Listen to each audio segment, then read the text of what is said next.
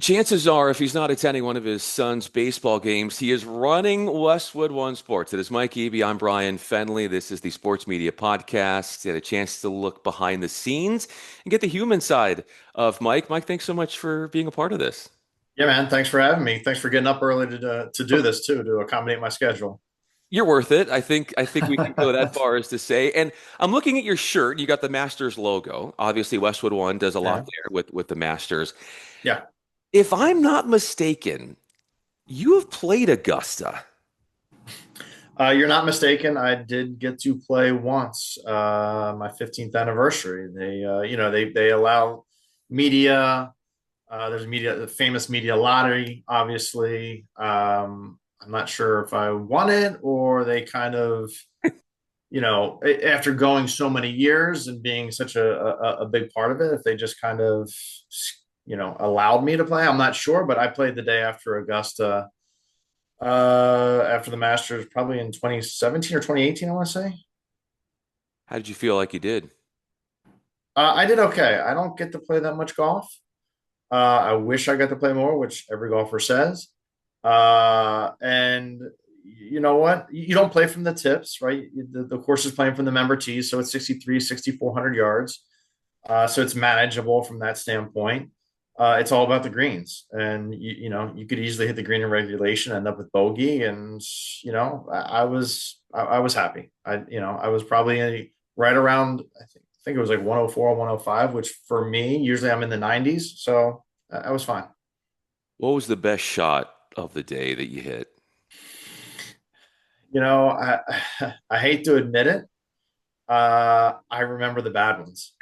like, and I hate to be that guy who's kind of a glass half empty. I'm not that way normally, um, because there's so many iconic holes there, and you wanna to hit that iconic shot at that iconic hole. And I stepped up to the 12th tee box and I chunked it right in the Rays Creek. And I hate the fact that that's my most memorable shot from that round. Um, but it's true. It is. Remembering some of the shots that you wish you could take back, how is that emblematic of, say, you as a perfectionist when it comes to what you do work-wise? Yeah, I mean, look, I think we all strive to be the best. We all want to be the best. It's all about the little details, and practice. And so, if you equate it to golf, haven't had much practice, so therefore you're not going to be very good on the golf course. And it's as far as that's concerned, it's funny. I learned, probably 20 years ago that what, if I don't play, I'm not going to be very good at this sport. And I let it go. Like I used to get mad. I used to be someone who was dropping plenty of four-letter words on the golf course, and and then you realize, what? How can you be perfect if you don't practice? So to take back to the work side of things, you do things over and over again. You do try to do them the right way, and eventually it becomes the way. And you know, and obviously you just hire good people. I mean, at the end of the day, in broadcasting, you hire good people on and off the air. You're going to have great broadcasts, and they're going to make you look good, and they're going to make your broadcast sound just as close to perfect as humanly possible. One job that you've had a lot of practice at would be being a dad. That definitely would constitute that. And it would be hard to say if anybody's ever perfect as a dad, but you certainly are closer to that than say to your point about golf and how you're doing on the course. You have seen every sporting event. I mean, so many of the big ones, Super Bowls galore, and having the unfettered access of what really happens at these events. But the best day of your life to me seems like it's something family related. Even with all that you've witnessed as a sports fan and working with Westwood One, what would you typify as being the best day of your life? I mean, it's definitely, I have a 14-year-old son, as you alluded to, and uh, plays a lot of travel baseball. We get to travel all around, and the perfect days for me are honestly just hanging out with them. And it's if he's trying his best and he really wants it, and he goes out on that baseball field. and he kills it. That's a great day for me. Another great day is just the three of us, my wife, my son, and we'd like to travel. Um, and so if it's not on the baseball field, we a perfect day for us is traveling, honestly, as a family, and uh, like all of our memories. I mean, everybody has days and weeks or whatever where they're just not up to much and they're just hanging out at home and it's just kind of the mundane. Even making the main mundane is fun for us, but like those special moments are the ones where we've traveled as a family, and it's just the three of us, and we're driving around Normandy in France or something, and we're lost or we're trying to find food or something stupid, but we're having a great time doing it. Those are the best days for me for sure. In traveling, as you referenced, you do have a passion for attending and seeing historical landmarks with wherever you're traveling. How did you become such a history buff?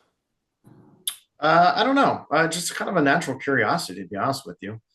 um, I grew up sports. That's how I ended up in sports. Honestly, I was, your typical story of uh, eat, sleep, breathe sports. Played a lot growing up. Wanted to stay in sports when I got older. Um, and it's just one of those things where I don't know if it was well, I guess when I first started the job itself, and I was traveling a lot. And then in your travels, you start to see historical things, right? And you start, wait, now I'm in the city where this happened, or I'm in the city where that happened. You know what? Let me go see that. Let me go see that landmark. Let me go see this. Let me learn about it. I had a little bit of a curiosity as a kid, but it's really flourished as an adult for sure. I can't really pinpoint a moment, but I think the travel side of it leads to the history side of it. And then you do get to, I mean, I've been learning about World War II my whole life. I've always enjoyed the World War II movies and reading about it. And then, a bucket list item was always Normandy. So I got to go last year, take the family, and it was awesome. What was going through your mind when you were on the beaches of Normandy, knowing the sacrifices that so many Americans and Canadians and those from England all combined forces to try to retake the West? Yeah, it's unbelievable, right? You get this rush, this feeling. You're standing in the American cemetery and you're seeing all those crosses and the stars of David's there from the guys who lost their lives. And uh you can't even fathom, right? Like you try to put yourself in their shoes somehow, right? And you try to get to that point. And I'm you're reading about how the boat ride over, and most of them are thrown up over the edge because they're nervous, and the waves are crashing down and the boat's jostling all about. And you're I, I just would have froze. Like how would I have reacted if that door opened with the gunfire coming down, and you have to rush off of the boat onto the beach and try to go up, and I literally stood there. There's a scene in Private Ryan where they're trying to climb the rope ladders, and I stood right there looking down at the beach. I'm like, there's no shot. Like I have no shot. I'm frozen at that point. The courage that those guys had that did it that day, knowing that you look to your left, you look to your right, and at least one, if not two of you, if not all three of you, are not going to see June 7th. It's wild.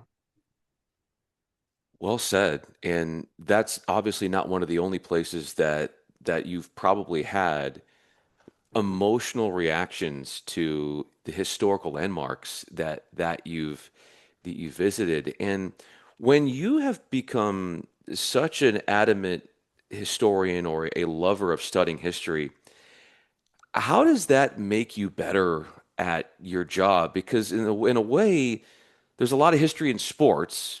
It might not be as life-threatening, say, as the sacrifices that those made when coming on the beaches of Normandy in June 6, 1944. But I guess where I'm going with this, Mike, is history is also a big part of sports. How do you feel like history and sports are intertwined in the way in which stories are told? Um, I think first off, sports is the greatest reality show, right? And I think that's where the history comes in because it's not just what's happening on the field then and there. It's the historical part of it, right? And I'm a baseball guy at heart, even though we really don't do much baseball on the Westwood One side. Um, and it's a lot has to do with the history. I'm a math guy too, so like some has to do with the numbers, and baseball's a math driven sport. Um, but it's the history, right? It's the comparing eras that makes sports interesting. Like you see what Aaron Judge is doing today. Yes, I'm a Yankees fan, and you see what Aaron Judge is doing. What? How does he compare to Babe Ruth? How does he compare to those guys of the past? And that's what makes it even more interesting in from my viewpoint. And a side note, so you talk about the emotional side of the history in Normandy and all that. Really quickly, I'll just tell you the most emotional I think I've probably ever been on one of these historical journeys is standing in Anne Frank's house with my son, who was like 7 or 8 at the time. And you start thinking to yourself, gosh, like I can't believe she was 12, 13, 14 years old and she's writing this diary and she's hiding from the Nazis and she's and I you just start, you hate to bring it back to yourself, but like I really thought to myself, like I can't imagine if my son had to go through that. And to see him standing in her room where she wrote the diary was probably the most emotional time for me, I would say, in any of these journeys. So I know that's a subplot to what you had just asked, but I didn't want to leave that because that, you brought up the emotional part of it. And that clearly was the most emotional part for me was seeing him standing there. It's poignant that you brought that up. What do you want your son to get out of an experience like that in going to some of these places when traveling with you at his age and what he can learn and take from that? It's just being around other people and other cultures and realizing that not everybody is the same, and that's a good thing. To embrace that. Um, and I feel like he does that for a 14-year-old, and we're thrilled that he doesn't think about his friends and do they have to be just like me. And also I'm also a big believer in that those who don't forget the exact quote, so forgive me, but like those who don't remember the past are doomed to repeat it, right? And so I want him to learn those kind of lessons as well. That like, hey, there are a lot of bad things throughout history. Let's not repeat those. Going back to the past with you, what was your upbringing like? Uh, I was just a typical normal kid in Pennsylvania, honestly. Nothing exceptional was there. Nothing. My parents didn't have a ton of money. We weren't poor, but we didn't have a ton of money. Um, it was just a typical, go outside, in the middle of the summer, leave the house whenever you wake up, go hang out with friends for 12 hours, be back before the street light comes on. And in the middle, I've played 12 hours of sports, whatever it was, wiffle ball, basketball, hockey, play a lot of hockey growing up. Baseball, obviously, and wiffle ball, but it was just your typical just go outside, run around, drink from the garden hose, and hopefully you survive. You not only survived, but in listening to other interviews that you've done, I was listening to Whit Watson, an interview he did with you, and you were talking about the Man, you're glory. going deep. I Do am. you do your research? Well, I don't want to waste your time, and I really enjoy this. This is a passion for me, as you can tell, Mike. Like, I love sports and the intersection of really getting underneath the layers of people to really show what they're all about. We see the names of people on LinkedIn, or we know what they do, their profession, but who they really are. And I love to Yeah. probe respectfully into what people are really about and what drives them. And so when you were talking with Wit, you mentioned and this is obviously very congruent with the industry, is that when you want to get into it, there is a there's a grind that is probably, you could say, commonplace. You have If you can endure the grind early on, you can reap the benefits in the future. To know at the very beginning of your professional career that you would really have to ingrain yourself into the grind. How did you know to do that and to know that if you stayed with it, that it would benefit you in the future? I don't know that I did know that. And honestly, I didn't. I don't know. Like I didn't have a roadmap. I didn't have like obviously I had a decent head on my shoulders, but I don't know that I had this huge drive. And I said, "This is where I'm going to be in 10 years. This is absolutely what I'm going to do." And you know what? Maybe that helped, right? You don't know, right? If I had said, "No, this is exactly what my path is going to look like for the next 10 years," I may not have deviated from that when opportunities arose, right? I don't know. I'm a I am a huge believer, and when I talk to students, 20s are for your chances. Take chances, right? Like, you're probably not going to screw up bad enough where it's going to affect the rest of your life. But you know what? That opportunity presents itself, it could set you up for the rest of your life. And I'm probably a decent example of that at the end of the day. Um, I went to a Division II school in Pennsylvania, state school, not exactly a high academic. I got decent grades, right? But not, I wasn't like, nobody looked at me and was like, this kid's a genius. He's going places, right? Somewhere along the way, I just kind of figured it out, right? You're smart enough to figure things out. You uh, treat people the right way. You take advantage of opportunities. um and what I mean by treating people the right way, people just like you, right? Like, and they're not, they want you around, right? Be somebody who wants uh people to be around you, right? um and I don't know, there was like no, like I started out, I was on the air in college. um by the time I got to the end of college, I knew I wasn't great on the air. Could I have gone when I was 22 years old and taken a minor league baseball job somewhere in the middle of nowhere, making $500 a month? Probably. Um, but then I got the producer weekend kind of gig with Westwood One right on a year or a month or two out of college, and it opened up all these doors for me. And I was like, you know what? This is what I want to do. This is, I mean, I was 24 years old, I think, when I produced my first NFL game. My first NFL game was in Lambeau Field. And what 24-year-old kid is not going to be like, dude, this is cool. Right. And it just kind of goes from there. A lot of people have taken chances on you, as you alluded to, in helping you get to where you are today, especially that tender 24 years of age. You've also opened the door and given chances, taken chances on other people. How much pride do you have in doing that and then seeing those people succeed, knowing that you open the door for them in a world of possibility? I mean, look, it is a great feeling, right? Like I have, it's pretty cool. It's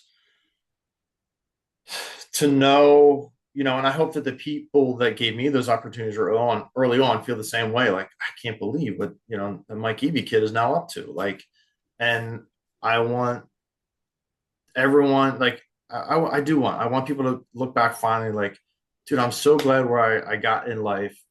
I'm happy, I'm thrilled with where I am. And you know what? This guy over here is a part of that, right? Like, that's how I want to leave this business. My predecessor at this job, Howie Deneroff, similar. Like there are countless amount of broadcasters that probably owe their career to him. And that's got to be an awesome feeling in his perspective. So I want to be the same way on and off the air, guys. Um, and I don't know. It's just, it is rewarding at the end of the day. It is rewarding. And I truly hope that when this all ends, that there are guys in that same same boat that say, you know what? Thanks, man. Thanks. I'm here today because of you. And how much of what you do is the hopes of hearing that from people? It's a part of it. It's not all of it though, right? Too, because I have a job, and that is to make Westwood One Sports the best on-air product for its listeners as I possibly can, right? So as much as I would love to give like a 26, 27-year-old kid a chance to do Monday Night Football, I owe it to everybody else to put Kevin Harlan on Monday Night Football. You know what I mean? Like, so there's that delicate balance, but you kind of pick and choose your spots. Every 27-year-old announcer wants to do Monday Night Football and they want to do the Super Bowl, right? But there's only a certain amount of guys out there that can do it at the level of the guys we hire. So it really is truly a delicate balance because you want the best product out there. That's my job. My job is to put the best product on the air for Westwood One Sports for our listeners.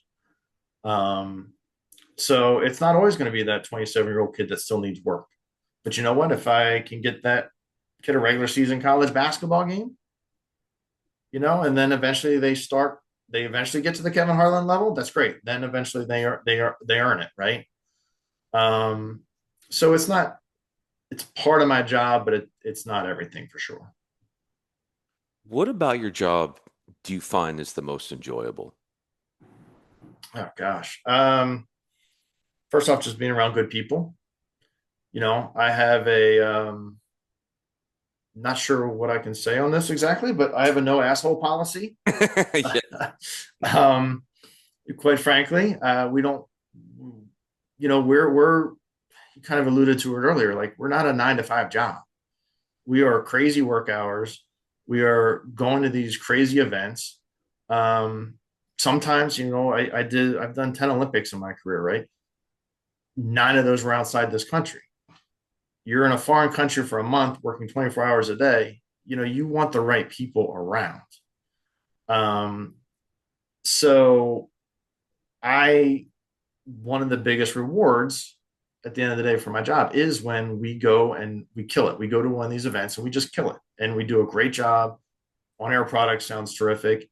Everybody's gotten along because everybody just knows that they're there to work hard, do a great job, and not be an asshole. When people like working with each other, how does that impact? And there might be only a finite amount of people like yourself who can see the differences, the on-air product when people behind the scenes and even those that are broadcasters, they like working with each other. But how do you notice that that influences the product that the public hears? I mean, it's clearly a better product. I mean, if you're in a booth and people are having fun, the announcers are having fun, the producers, stats, spotter engineers, and they're all kind of interacting and everybody's having fun, that comes out on the air, right? And, one of my mantras is we're here to inform first and foremost, but we're here to entertain too, right? People want to be entertained while they're driving around their cars and they're listening to a broadcast. And when the guys in the booth or gals in the booth are doing that, it comes across on air. You can hear it, even if there's no like outward laughter or whatever. Like you can hear the joy in their voice. You can hear the joy in Kevin Harlan's voice when he's calling football. You can hear, maybe it's a little different, but Ian Eagle, right? The way he interacts with his partner is clearly entertaining, right? And so that chemistry has to be there for everyone. And then if you're part of it, right? Like, I'll stand behind them as a producer or whatever. And if you're a part of that and you get them going and everybody's just there, like to have a good time while informing, I think it's much better for the broadcast. And that's why, I mean, I really do believe, especially it's 2025. It's not when I first got into the business in the late 90s. We're here to inform and entertain at the same time. How important is it to have a strong social media presence on top of being very talented as a broadcaster to be seen as a valuable asset, do you feel like in this industry? Obviously, it helps. It helps us get listeners, right? If we have somebody with 500,000, X followers, and they're tweeting out the fact that they're in a booth for us, obviously that's going to help, right? It's going to help. If they're tweeting out, "Hey, download the Westwood One Sports app," uh, that doesn't hurt. Um, I don't know that it's everything. I think certainly from a decision maker perspective, I'm not looking to necessarily also hire people because they're so active on social media where they feel like they have to go up that line and then come back from, just try to say stuff controversial. You know, like that stuff that doesn't really move the needle for me, anyways.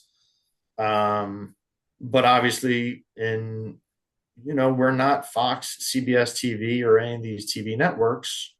If we can get more people to download the app because somebody has 500,000 X followers, then I mean that helps. No question. And final question for you, Mike. If I could download the app and listen to your calls in college, what would I be hearing from you? Oh, geez. Someone that didn't have a very good voice. Stop it.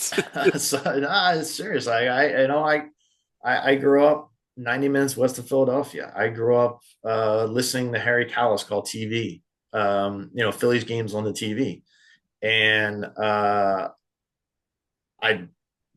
tried to be like him, and wasn't even close. Obviously, and certainly didn't have the pipes he had.